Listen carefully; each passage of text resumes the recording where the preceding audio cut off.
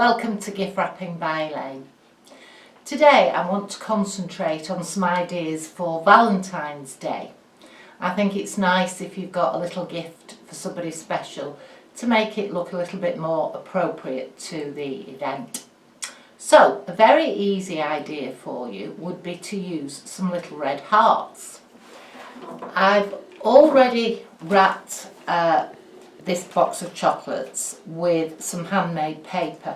You may want to look at a video of mine on a basic wrap if you're unsure how to get to this stage.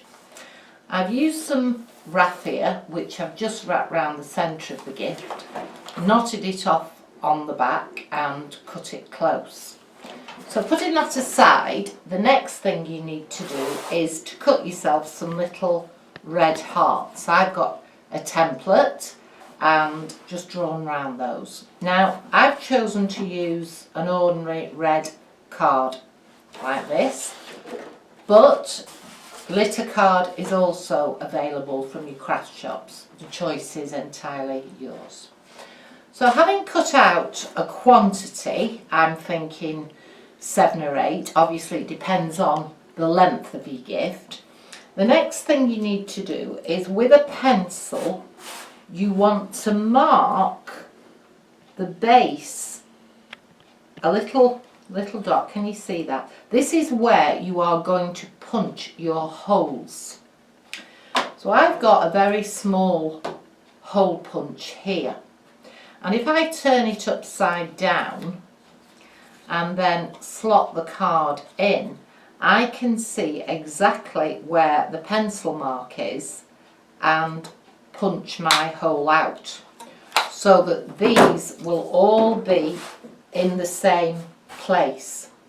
Now I've already threaded a few of the hearts onto this raffia. It is very important that whatever you're using, be it ribbon, raffia, whatever, to thread through your hearts, that it is a tight fit. If it's loose, your hearts will not stand up, they will fall over. So because it's a bit thick, thicker than my hole, I have actually wrapped some sellotape round the end of the raffia and just angled it off with a pair of scissors, so I've almost created a needle, and this way the raffia will go easier through.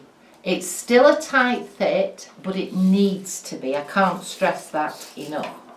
So I've threaded 7 or 8 onto this piece of raffia. So I'm now just going to put that on top of my gift like this, and then cross it over and tie it off on the back. Obviously you can only do this idea with a box because it needs to have a solid surface on the top, or else it's just not going to work. So I've knotted that and then cut that off like that, and then on the front of my gift I can now distribute these hearts by pushing one way, and then the second one will go the opposite way, etc, etc, right down the length of your gift.